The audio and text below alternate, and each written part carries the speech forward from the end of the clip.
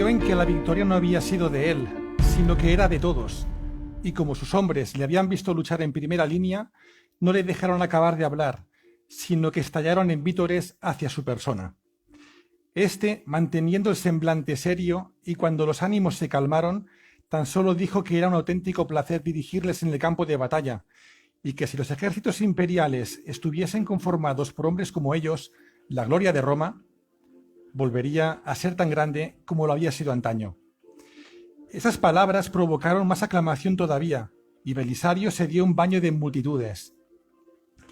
Hombres de todos los rincones del imperio, incluyendo a los foederati que habían participado en la campaña, se unieron en una sola lengua y en una sola voz para gritar su nombre decenas de veces. La respuesta que dio el comandante en jefe de los ejércitos de Oriente fue conceder ración doble de comida aquella noche, además de tanto vino como los soldados pudiesen engullir. Todo ello fue costeado por su propio bolsillo, lo que hizo que la popularidad creciese aún más, si es que eso era posible.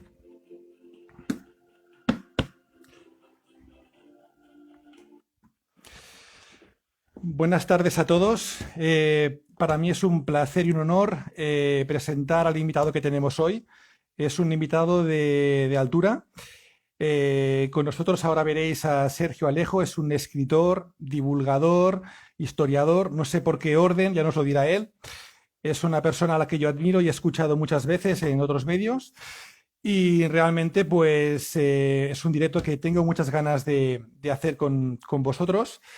Tenemos entre manos un personaje increíble, un comandante épico, un general que está a la altura de los grandes de la antigüedad y que merece más renombre del que tiene actualmente. Yo creo que es una figura para ser revisada y que merece más fama de la que tiene actualmente.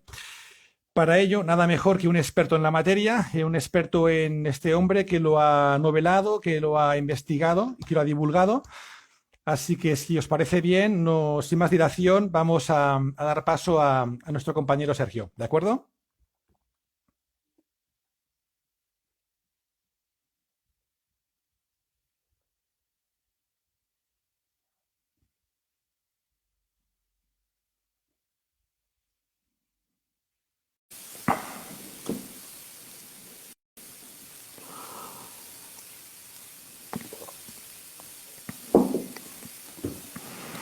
¿Qué tal, compañero? Hola Edu, ¿qué tal? ¿Cómo estás?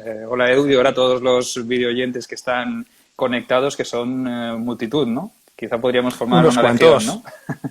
unos cuantos y los que mirarán en diferido. Así que imagino que se irán uniendo poco a poco y haremos un buen ejército para Oriente. Oye, siempre estamos a tiempo de recuperar la gloria pasada, ¿no? La de Oriente y la de Occidente, ¿no? Bueno, que somos romanos al fin y al cabo, ¿no? Todos somos romanos, tenemos esa herencia, ¿no?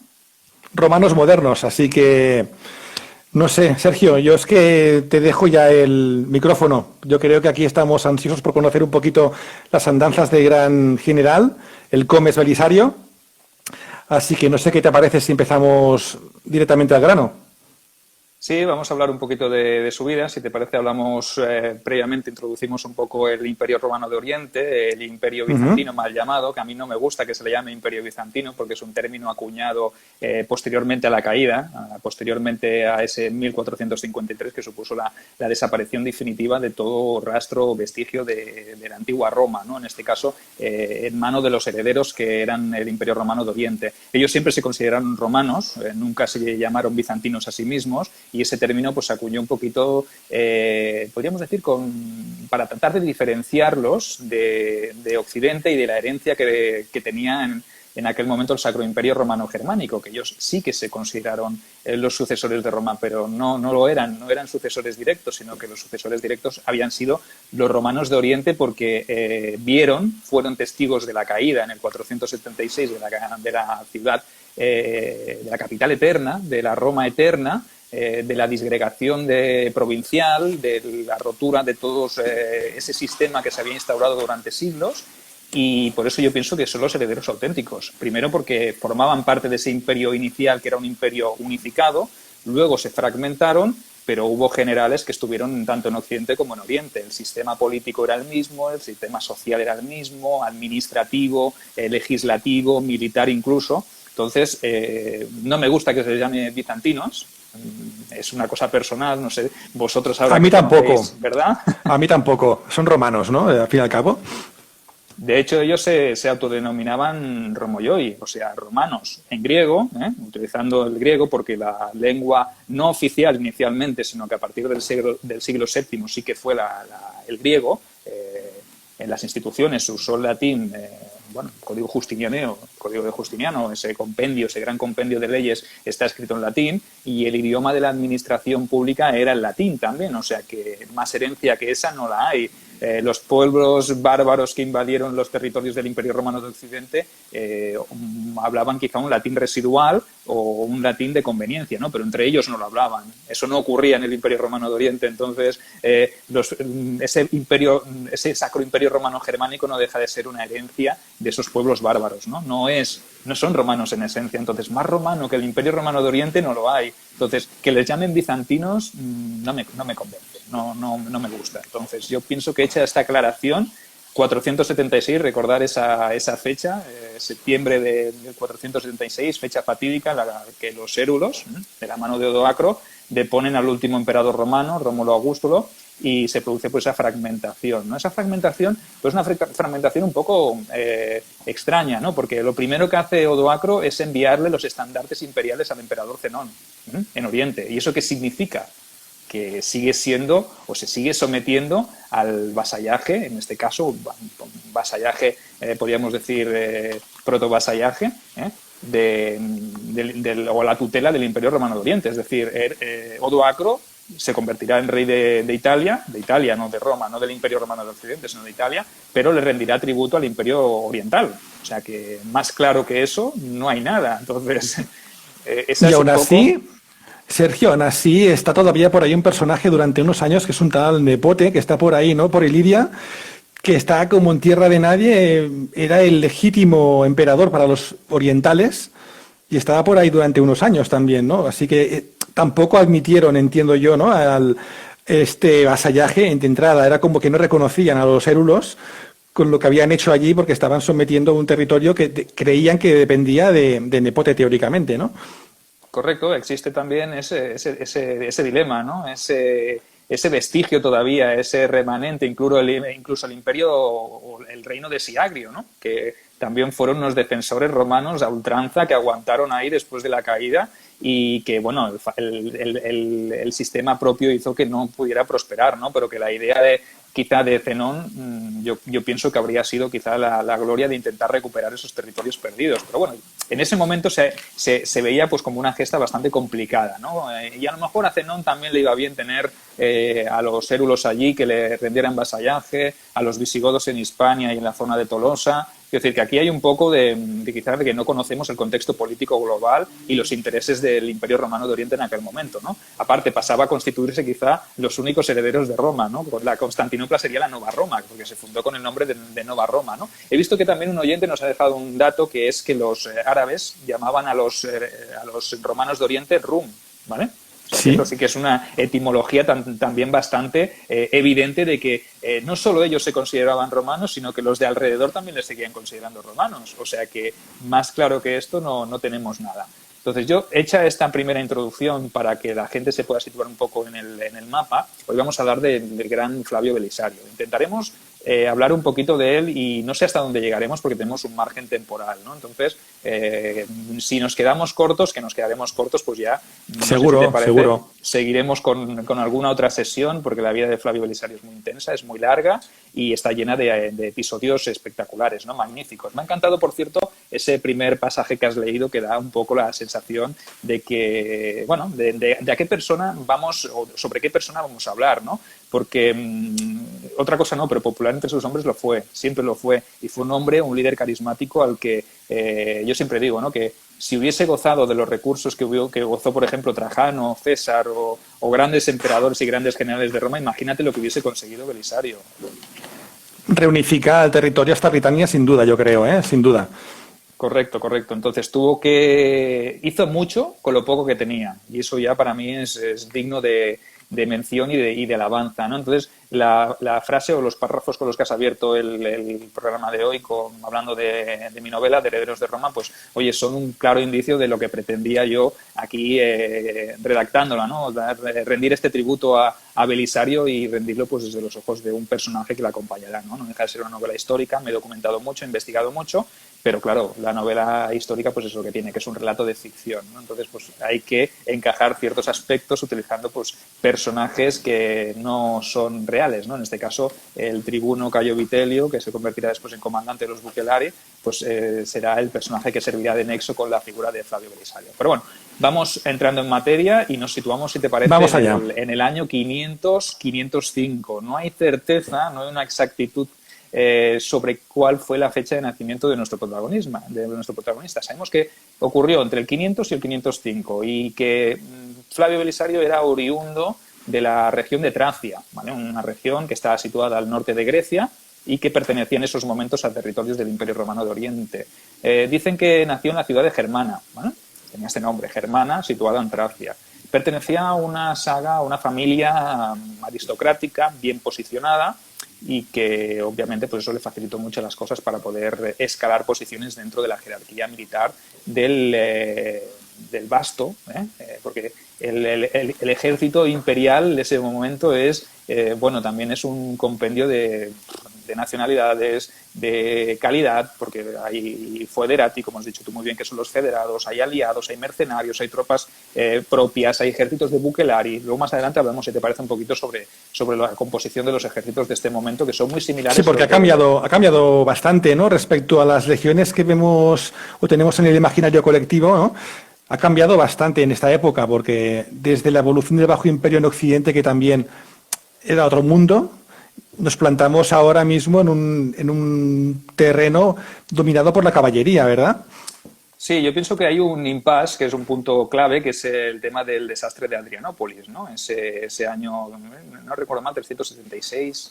Creo que sí, creo que es esa la fecha. Después de Cristo, en el Imperio Romano de Oriente pues se produce un gran desastre, ¿no? Y es que los romanos, las tropas del emperador Valente, son destruidas, arrasadas, diezmadas por parte de los godos, ¿no? Y culpa de eso o responsabilidad de eso tienen que los godos utilizaban una caballería o el ataque de la caballería como arma principal, ¿no? Y causaron pues un auténtico destrozo. Entonces, el concepto de ejército cambia en ese momento pues por necesidades también de adaptarse al enemigo y por necesidades propias, ¿no? ¿Y qué quiero decir con esto? Quizás hasta entonces, hasta ese momento, la infantería había sido, podríamos decir, la espina dorsal de todos los ejércitos romanos, ¿no? A todos nos viene a la cabeza, nos han corregido, 378 Adrianópolis.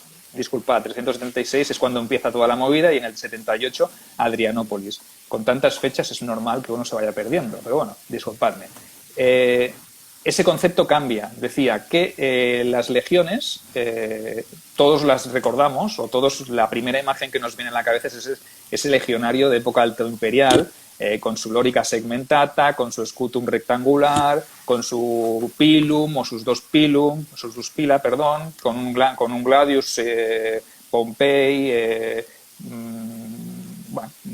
una panoplia bastante de arquetipo, ¿no?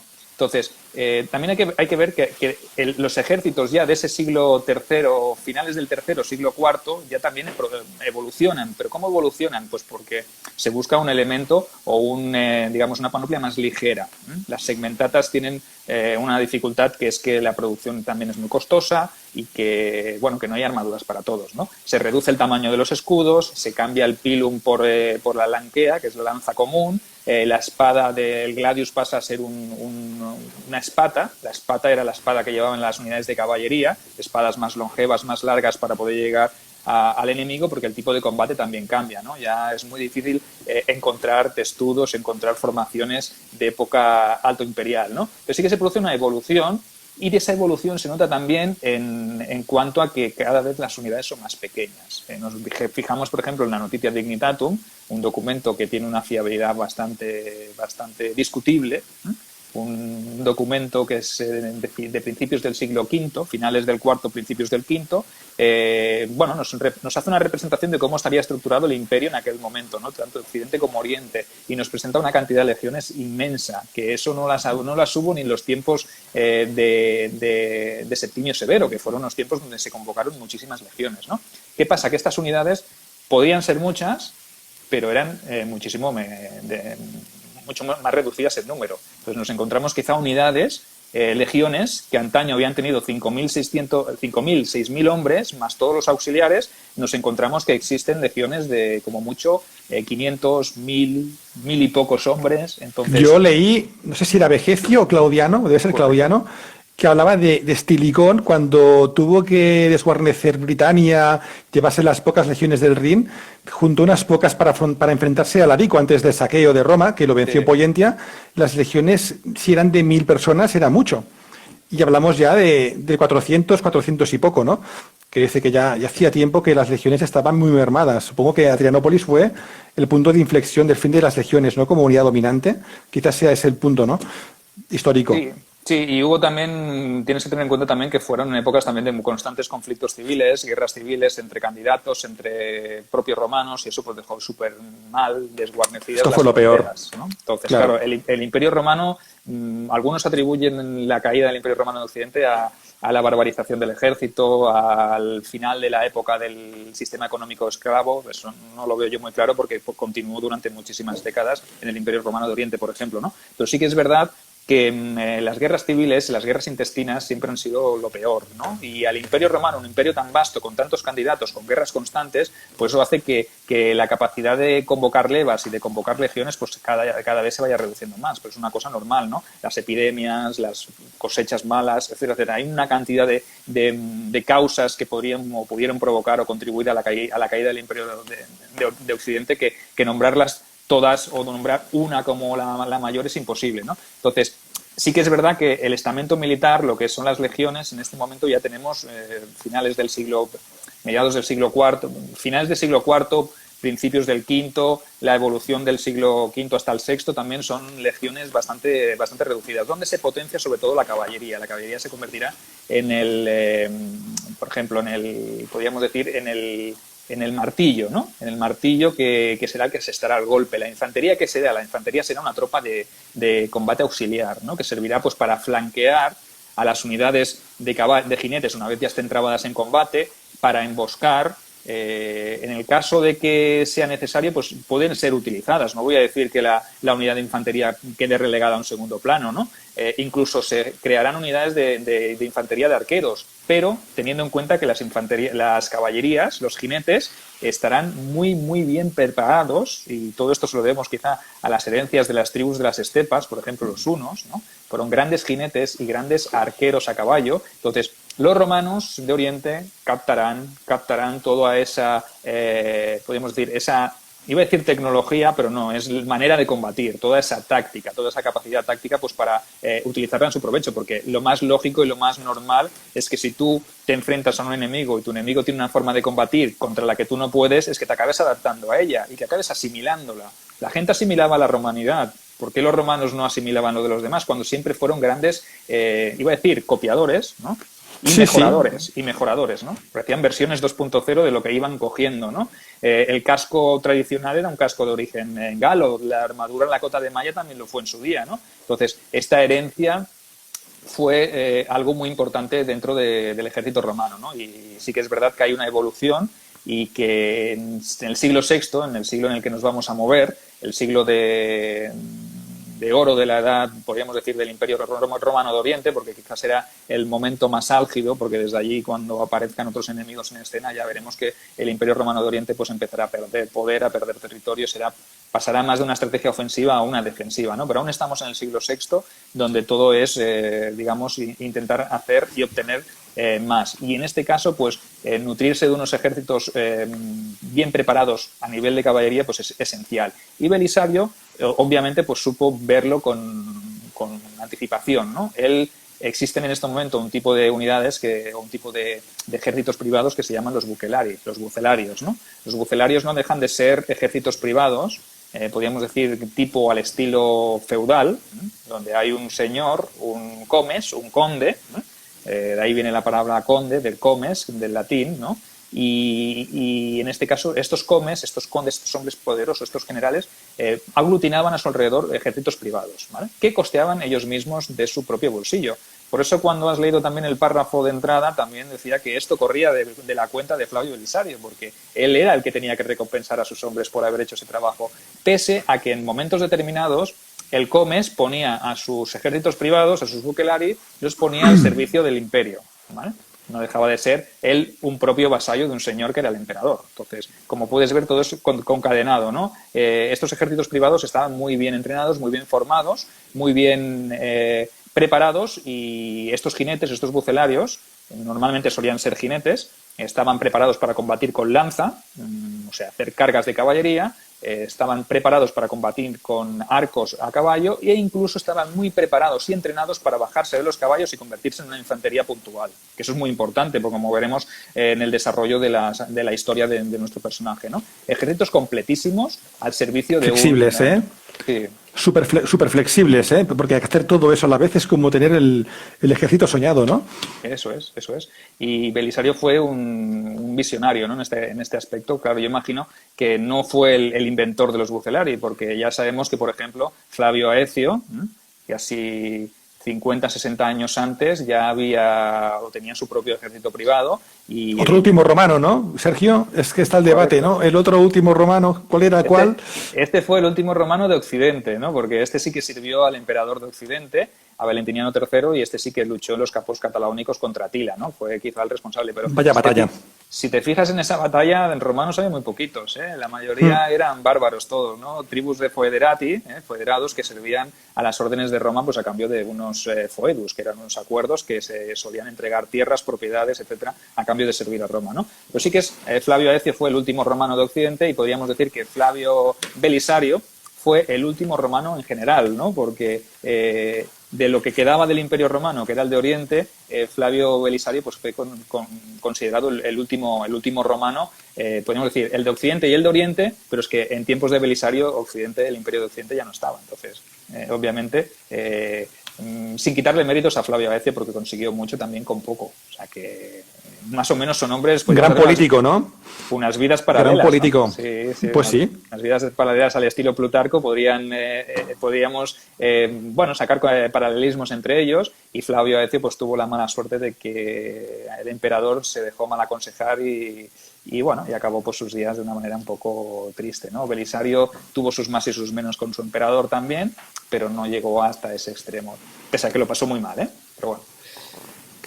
No nos avanzamos demasiado en el tiempo, sino que vamos poquito a poco, y sabemos que en el 518, por ejemplo, para situarnos, Flavio Belisario está a las órdenes del emperador Justino I. Justino I era el tío de Justiniano, ¿eh? Era un señor ya que subió al poder bastante mayor, cercano a los 66 años, y obviamente pues la esperanza de vida en esos momentos pues no era muy larga, no era muy longeva como tenemos la suerte de tener hoy en día, ¿no? Entonces le quedaba poquito. ¿Qué hizo Justino I? Pues a los pocos años de subir al trono, ya ordenó sucesor, o dejó por escrito que su sucesor sería Justiniano I, y obviamente sabemos que Belisario y Justiniano pues eran amigos, ¿vale? Incluso Belisario había sido guardia personal del propio Justiniano, o sea que se conocían desde jóvenes, habían servido juntos, más que nada Belisario había servido a Justiniano, pero podríamos decir que tenían algún lazo que iba más allá de la lealtad que puede tener un general a su emperador, ¿no? En el 527 muere Justino I y sube al trono Flavio Petro Justiniano, que es el que será conocido como Justiniano I el Grande, ¿vale? Ya veremos eso de grande, porque también tuvo episodios un poco claroscuros, y es difícil valorar a un emperador por todo lo bueno teniendo también episodios oscuros, ¿no? Pero el último que hablaba latín, dicen, ¿no? El último emperador al antiguo clásico, ¿no? Aunque estuviera en la Edad Media. El último en hablar latín, a partir de ahí todos hablarían griego, ¿no? Según tengo entendido. Correcto, y además fue el precursor del código del Corpus Julius, Iuris Iuris Civilis, ¿vale? Que fue el código justiniano que se hizo también en Digesto, o sea, una obra, un compendio brutal de legislación de derecho romano que incluso a día de hoy se sigue estudiando, porque quien estudie la carrera de Derecho sabe que tiene una asignatura que es Derecho Romano, que es tradición y heredado también de este código y de los anteriores que hubieron, ¿eh? Evidentemente el corpus este que se escribió en tiempos de Justiniano también era un compendio de leyes anteriores, una revisión y una mejora que se tardó bastantes años, porque hubieron varios juristas que estuvieron, me parece que Ulpiano fue uno de los juristas que estuvo trabajando en la redacción de este código y se tomaron su tiempo, ¿no? Eso, en el 527 sube al trono Justiniano y tenemos a Belisario en el limes danubiano, ¿vale? En la frontera del Danubio, luchando pues contra las tribus bárbaras, pues desde los hunos hasta los gépidos, un montón de tribus que había por allí que intentaban siempre cruzar cruzar la frontera e introducirse dentro de los territorios del imperio, ¿no? Allí se hace un nombre, ¿no? Ya se convierte en un general consagrado. Y estamos hablando del 527. Si nace en el 500, 505, pues podríamos decir que por debajo de la treintena es ya un militar consagrado y es un general con podríamos decir, con una relevancia ya bastante destacada dentro de los ejércitos imperiales. Es una persona de confianza del emperador. Y por eso en el 527 lo que hace Justiniano cuando hereda el trono también hereda la guerra en Oriente, una cosa que lleva a la otra, no se quedó solo lo bueno, sino cuando uno sube al trono pues se puede quedar también con los conflictos previos, ¿no? Y es que en el 527 sigue candente esa frontera oriental, esa frontera en la cual están los persas sasánidas, los sucesores de los partos arsácidas, que estos habían sido sucesores de los aqueménides, ¿vale? Con esto nos remontamos también a una saga bastante importante que es la de los propios persas. Persas, partos, persas, ¿vale? Tenemos ahí una sucesión de dinastías pero el enemigo siempre es el mismo, ¿no? Es enemigo eterno. Correcto, es como una espinilla ahí un grano iba a decir en el culo, pero sí, en el culo de Roma, ¿no? Porque está ¿ahí? En el culo, en la parte oriental, ¿no? Entonces, sí que es verdad que fueron muchos los emperadores que tuvieron que batallar contra los persas, contra los partos. En época de Trajano, pues Trajano amplió los límites del Imperio de Occidente, bueno, el Imperio de Occidente no iba a decir el Imperio global, porque no estaba dividido en aquel momento, ¿no? Trajano llega hasta Mesopotamia, expande al máximo los límites y las fronteras del imperio, acabando con los partos, les hace rendir tributo, etcétera, etcétera. Luego, con el paso de los años, pues obviamente se van perdiendo esas provincias, los partos van recuperando su poder, van recuperando sus territorios y no deja de ser siempre una frontera complicada, ¿no? En tiempos de los severos ya está la dinastía sasánida y allí pues también se producen refriegas constantes, ¿no? Entonces, cuando Justiniano sube en el 527 también se encuentra que la situación es un poco compleja y complicada. Por eso decide enviar allí a su hombre de confianza, ¿no? A su Flavio Belisario, y le da el título de Dux de Mesopotamia. No es un título tan potente como para poder dirigir los ejércitos de Oriente, pero sí que es un título importante. ¿Qué pasa cuando llega allí? Pues que hay otros por encima de él que son los que están llevando la guerra contra los persas sasánidas. Entonces, se pone a las órdenes de ellos. Él se lleva sus propios bucelari, evidentemente ya te he dicho que los bucelari pasan a ser tropas imperiales en el momento que su señor pasa a servir al propio emperador, y empiezan una serie de batallas y de conflictos, ¿no? Una destacada, que también aparece en la novela, que la narro con sumo detalle porque me gusta también profundizar en la parte más bélica, que es importante, creo que gusta. Es la batalla de Mindos. Batalla de Mindos en el año 528-29 aproximadamente. Es una batalla compleja en la que Belisario no dirige, pero ve cosas. Él se da cuenta que quizás no se está planteando bien la estrategia por parte de los oficiales superiores romanos, y el general persa, en este caso el general sasánida, que es Peroces Mirrán, es un hombre curtido, un hombre con ya experiencia vasta en esa frontera, y decide pues entrar en liza con los romanos y les hace una pequeña emboscada en la cual pues los romanos caen caen como si fueran novatos, ¿no? Lo que hace es plantar una línea de un foso con líneas de estacas clavadas al final del foso, ¿no? y hace toda una línea delante de su infantería, ¿no? ¿Qué hace? Utiliza la caballería para atraer a los romanos. Los romanos muerden el anzuelo, la caballería persa obviamente sabe que hay unos fosos y no pasa por ellos, sino que se crean pues una especie de caminos o pasadizos por los cuales la caballería se puede replegar, y los romanos pues van allí con todo, ¿vale? Cargan a lo loco. Flavio Belisario se queda atrás con parte de sus bucelari y con parte de la infantería. No lo ve muy claro, pero obviamente no le hacen caso, pues porque allí es un segundón, por el momento, será un segundón. Y la caballería romana pues cae en la trampa, cae en la celada, y es totalmente diezmada por las tropas persas, ¿no? Aquella fue una derrota brutal, una derrota muy dura para digerir, ¿no? Los romanos perdieron allí, entre oficiales y caballería, perdieron a muchísima tropa. Además, perdieron también mucha infantería, porque en el repliegue posterior, si tú tienes que correr y ellos van a caballo, pues obviamente la caballería lo tiene todo ganado, ¿no? Por eso decimos que la caballería es muy importante y las tropas de infantería muchas cosas o muy pocas cosas tienen que hacer. Nos pregunta aquí alguien, nos decía dux entre interrogantes. Sí, dux de Mesopotamia.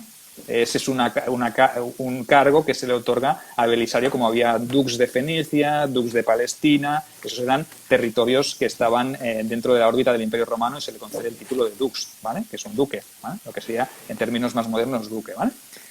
¿Qué pasa? Que Belisario se consigue replegar, consigue salvar parte del ejército y se refugia en la ciudadela de Dara, ¿vale? En una fortificación que han construido los romanos, un fuerte avanzado que tienen en el Limes, ¿eh? Ya sabes que las fronteras en ese momento son un poco cambiantes, ¿no? Un día Dara es romana, al día siguiente la pierden y es persa. Va habiendo un progreso que quizás hoy doy 2 pasos adelante, mañana doy 3 atrás, ¿no? Tanto por un bando como por el otro, ¿no? Hay, digamos, que momentos en los cuales, como por ejemplo con la derrota de Mindus, se produce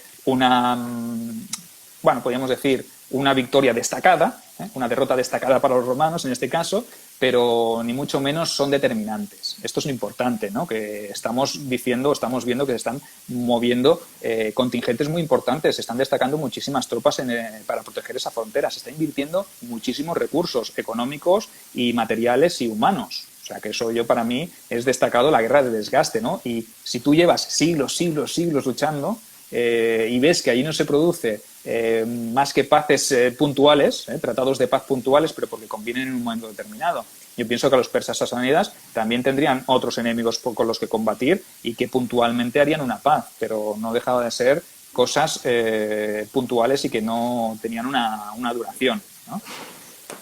Bueno, así después del desastre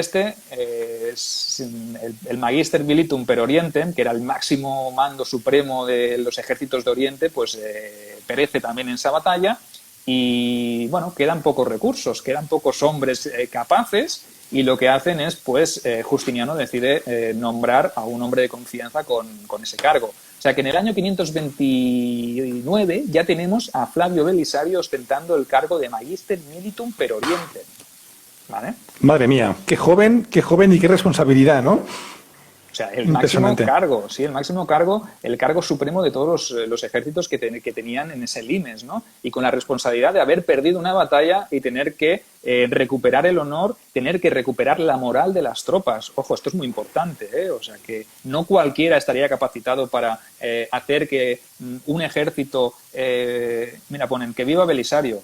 Que viva Belisario. ¡Viva!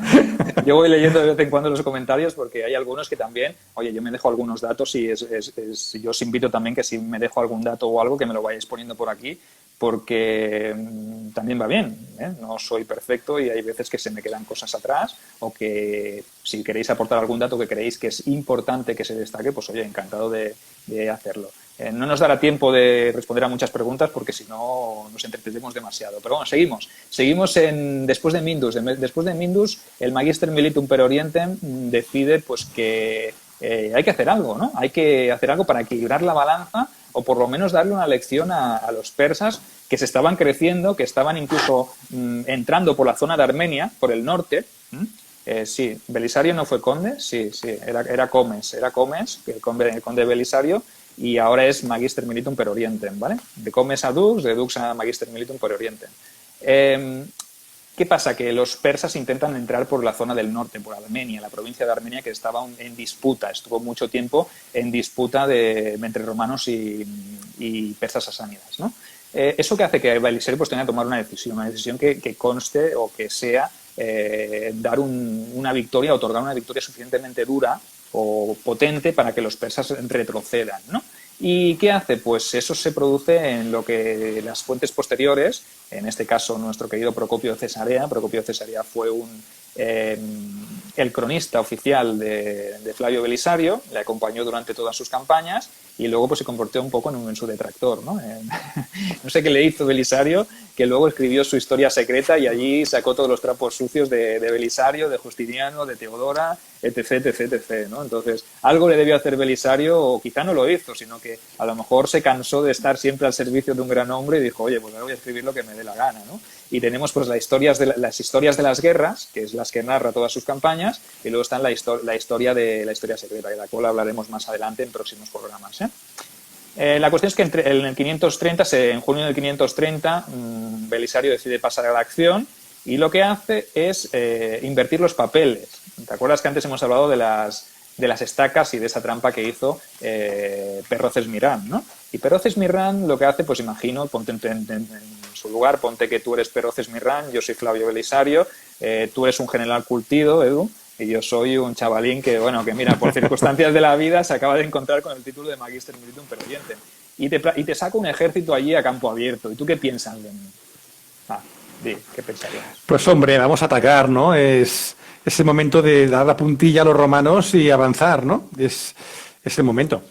Correcto, porque tampoco piensas que un muchacho sea capaz de plantarte cara a ti con tu poderoso ejército después de haber obtenido una victoria tan grande, ¿no? ¿Qué hace Belisario? Belisario pues también cava unas zanjas que en teoría servirían para proteger a su infantería, ¿vale? Entonces, aunque los persas las lleguen a ver, sí que es verdad que te ofrecen mínimo una cierta garantía para que la caballería pues tenga tiempo la infantería tenga tiempo para replegarse. Y además utiliza una táctica muy, muy, muy buena, ¿eh?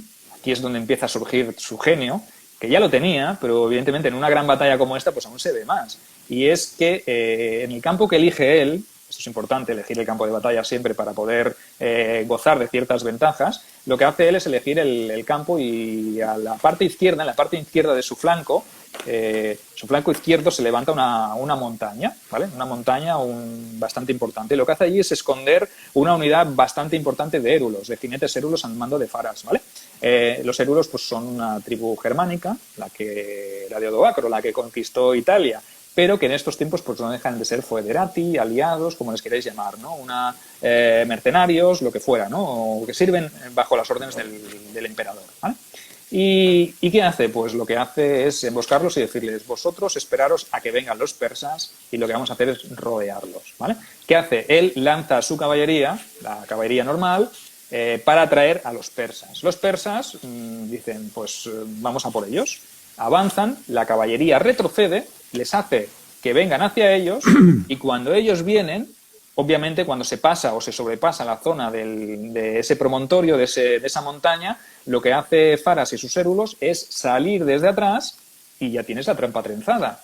Evidentemente eso no es un movimiento de un momento, ¿no? Eso requiere pues que los persas muerdan el anzuelo, porque si ellos no corren y no superan ese montículo o ese promontorio, la trampa no sirve para nada. Pero bueno, Belisario pues supongo que tuvo en cuenta también ese factor.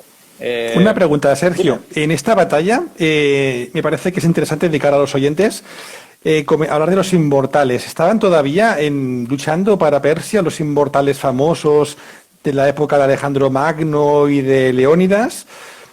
¿O ya no estaban ahí? Sí, existe dentro del ejército persa sasánida existe un cuerpo que es el de los inmortales, que normalmente eran las tropas de élite. No porque no son los mismos de tiempos de Alejandro, evidentemente. Son inmortales, pero no vivían tanto, ¿no? Porque si no hubiesen sido muy longevos en el tiempo, ¿no? No os fiéis de la película de 300, que no vivían tanto ni eran seres del inframundo, ¿no? Se les llamaba inmortales precisamente por eso, porque cada vez que caía un hombre se reponía con otro, ¿vale? Entonces el ejército, el contingente siempre estaba compuesto por 10.000, los 10.000 inmortales. En este caso, los persas sasánidas habían heredado de los persas arsácidas o los partos arsácidas esa unidad que había sido heredada a su vez del imperio aqueménida, ¿no? De tiempos de Darío y compañía, de los tiempos de Alejandro, ¿vale? Pero en esta batalla también intervienen, pero donde jugarán un papel más importante será en la siguiente, que a ver si podemos llegar. No sé si nos dará tiempo a llegar, ¿eh? Pero sí que es verdad que existe el cuerpo de inmortales. Entonces, en este tiempo se usan y eran una caballería muy potente y podríamos decir que era una especie de cuerpo de élite asimilable un poco a los bucelari. Entonces, estos jinetes persas son tomados por la retaguardia, por Faras, y evidentemente pues, se produce allí una matanza brutal, porque no pueden escaparse, no pueden irse para atrás. Tienen delante la caballería y la infantería que está esperando detrás de las franjas y además tienen por detrás a una unidad bastante potente de jinetes enemigos. ¿Qué pasa? Que cuando los demás ven que ese flanco está cayendo, obviamente ya sabemos y es por todos conocido el tema de la moral, ¿no? Las grandes batallas y las batallas importantes del mundo antiguo muchas se decidían por el tema moral. Es decir, quizás no se producían tantas bajas, pero sí que es verdad que en el momento que un flanco entero se desmorona o tú ves perder un flanco entero o una unidad entera de jinetes, lo que hace el otro flanco es marcharse o recular o decir, oye, y si nos han metido esta trampa, quizá haya otra esperándonos, ¿no? Entonces sí que se produjo, fue una retirada del resto de unidades del ejército persa y Peroces Mirrán pues se dio con el canto en los dientes. O sea que un chaval de 27 años o de 30 años le dio pal pelo y el ejército victorioso persa sasánida, pues allí en Dara sufrió un revés abismal. Y ese párrafo que tú has leído en el principio es la conclusión que hago yo en la novela de esta batalla, de la batalla de Dara, ¿eh? Así que vuelve a la Nueva Roma hecho ya un héroe también, ¿no? A esa edad. Sí. Ya empieza su fama. Sí, oye, el nombre, yo en este caso las noticias viajan rápidas en el viento, como el viento, ¿no? Entonces, Justiniano, cuando recibe esta noticia, pues oye, y que sea tu amigo, ¿no? Precisamente, un hombre en el cual tú has confiado, que lo has puesto ahí en al frente de todos los ejércitos de Oriente, bueno, ya hice mucho, ¿no? Entonces, evidentemente, después de esta gran victoria, en la zona de Armenia se producen otras victorias, ¿vale? Victorias destacadas, utilizando también este tipo de estrategias, ¿no? Y con ello nos plantamos en el año 531. Voy avanzando rápido porque ya nos queda poquito tiempo, nos estamos comiendo el tiempo, que ya veas que pasa volando, ¿no? Y en el 531, o concretamente en abril, el ejército de Belisario en marcha está persiguiendo al ejército de Peroces Mirrán, ¿vale? Lo está persiguiendo porque el ejército que había entrado dentro del territorio romano se empieza a replegar. Los persas quizás se dan cuenta de que las últimas victorias por parte de los romanos pues les están ocasionando pérdidas y que quizá deberían, buscar un terreno favorable, quizá recuperar posiciones anteriores. Lo que hacen es retroceder, se adentran en su propio territorio y lo que hacen los romanos es perseguirles. Pero se hace una persecución que dura semanas, ¿vale? El ejército de Belisario lo que hace es ser prudente. Belisario sabe que está en territorio enemigo, las líneas de avituallamiento no son las más buenas, que en cualquier momento se te puede torcer la cosa y estás muy lejos de tus campamentos y ello pues conlleva unos riesgos, ¿no? Y siguiendo, están jugando un poquito al gato y al ratón, ¿no? Ni los persas le plantan cara, ni él se atreve tampoco a ir más allá. Porque quizá un golpe definitivo sí que hubiese sido letal, pero no las tiene todas, ¿no? No las tiene todas porque las fuerzas son muy equilibradas y aparte cuando tú te adentras en territorio persa, un territorio enemigo, es posible que no conozcas ese territorio y estén llegando, pueden llegar refuerzos. Entonces, la lógica, la prudencia es algo que también hace a un general grande. No solo las grandes victorias ni la capacidad estratégica, sino que ser prudente y ser inteligente pues también te convierte en un buen general. Y eso sí que lo tenía Flavio Belisario. Arriesgar a tus hombres o a perder a tus hombres en una batalla kamikaze pues no tiene sentido. Y por eso esos hombres también le querían mucho, porque les cuidaba. Eso es importantísimo. Eso convierte a... Él sabía los recursos que tenía y sabía que tirarse a lo loco hacia una batalla pues podía ser algo peligroso. Un poco como Julio César, ¿no? Aquello de que caminaba con sus soldados, comía lo mismo que sus soldados y dormía como sus soldados, ¿no? Y eso para un legionario o para un bucerali en ese momento tendría que ser también como un ejemplo, ¿no? De decir, ostras, mi general está conmigo, lucharé por él, ¿no? Eso también ayuda a combatir mejor, creo. Sí, de hecho sabemos que Belisario se entrenaba con sus hombres. Eso es ya... A diario, ¿eh? Sí, correcto, a diario. Era un hombre que tenía, bueno, que tenía la intención o tenía la camaradería con sus propios legionarios, sabía que sus hombres, él dependía de sus hombres dependían de él. Entonces, evidentemente, pues César, Trajano también decían que se sentaba a comer la comida con sus legionarios en los contubernios, o sea que quizá también eso es un indicio de que es un buen general. No solo es buen general el que obtiene victorias, sino el que hace que sus hombres luchen por él y confíen ciegamente en él. En este caso, pues Belisario pues también seguía esa dinámica, quizá un poquito en la línea de esa herencia romana, ¿no? De esa tradición. Entonces, sí que es verdad que ese abril del 531, cuando llega el 19 de abril del 531, que es la Pascua cristiana, ahí se produce pues un episodio un poco complicado, que ya Belisario tuvo que ir lidiando previamente, y es que sus hombres estaban muy creciditos, veían que los persas huían, que les temían, y eso pues a veces la confianza puede ser un error también, ¿no? Belisario lo sabía. Belisario intentó contener a sus hombres, intentó hacerles ver que digamos que las prisas eran malas consejeras.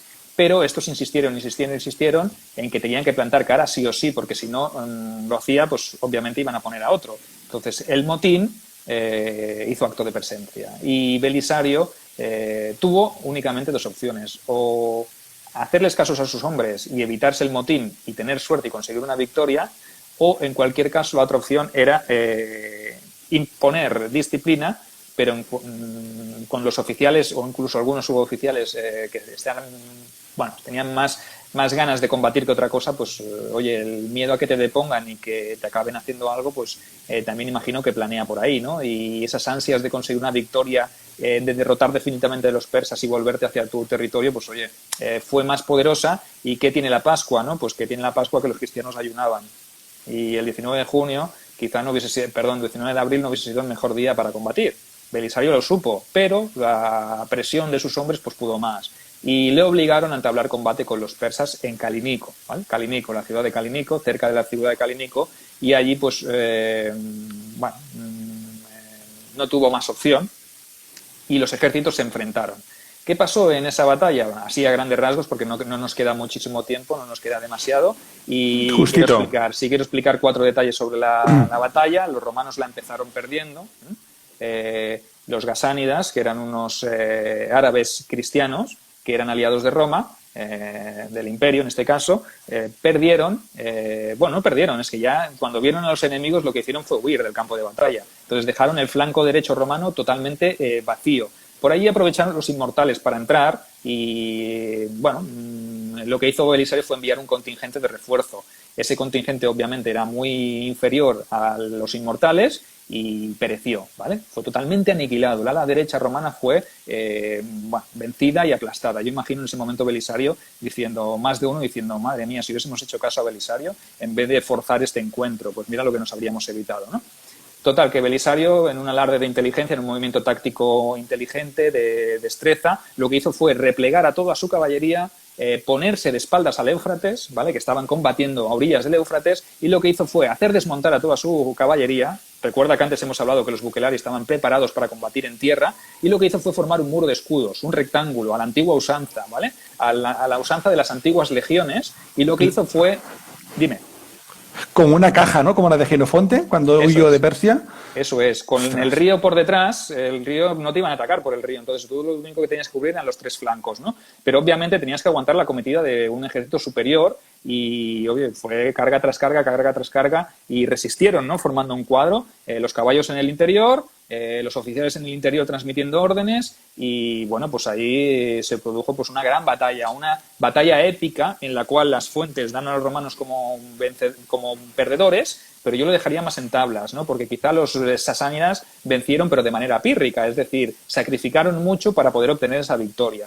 Llegó la noche y después de aguantar innumerables cargas, lo que hizo Belisario fue aprovechar para mandar llamar a las barcazas que estaban en el otro lado, en la otra orilla del Éufrates, y por la noche hacer una operación anfibia de, podríamos decir, un Dunkerque, pero a lo romano, ¿no? Todas esas tropas que estaban en la orilla increíble. Fueron evacuadas en el amparo de la oscuridad. Los persas obviamente se retiraron para ya sabiéndose vencedores, y lo que hicieron fue decir, bueno, por la mañana les vamos a dar pal pelo a los que queden. ¿Qué pasó? Que cuando llegaron al campo de batalla, pues ya no había romanos. ¿Qué había hecho Belisario? Había evacuado caballos, tropas, todo. Todo estaba en la orilla del otro lado.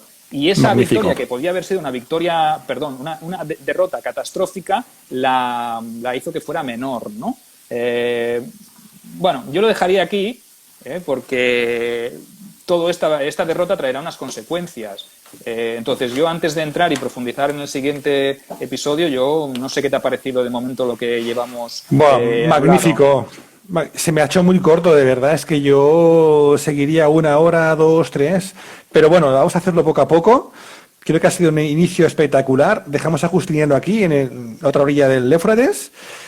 Y si te parece, en un par de semanas, si podemos cuadrarlo, repetimos aquí. ¿Te parece? Hombre, yo estoy encantado de volver, o sea que ya dijimos, cuando me comentaste de iniciar este proyecto de hablar de la vida de Flavio Belisario, ya te dije que con una sesión no tendríamos bastante. Y mira dónde estamos, todavía estamos en el año 530 y estamos en Calinico, nos queda todo. Cosas. Nos queda todo, hemos empezado y nos queda todo, es increíble. Pues Sergio, muchísimas gracias por esta lección magistral. Y lo dicho, te tomo la palabra, te espero aquí. En cuanto podamos cuadrarlo, si puede ser un par de semanas, seguimos. ¿De acuerdo? Perfecto, aquí estaré. Encantado de estar con vosotros. Un saludo para toda la audiencia. Espero que lo hayáis disfrutado y que os haya gustado esta primera parte de la vida de Flavio Belisario, que queda un montón de cosas por explicar. Edu, muchas gracias por contar conmigo, gracias por invitarme a tu canal y adelante con este proyecto de hacer los directos, porque los directos son espectaculares y sirven para muchísimo. Suerte y que la fortuna te acompañe. Gracias. Con invitados como tú seguro que todo va bien. Hasta luego, Sergio. Hasta luego.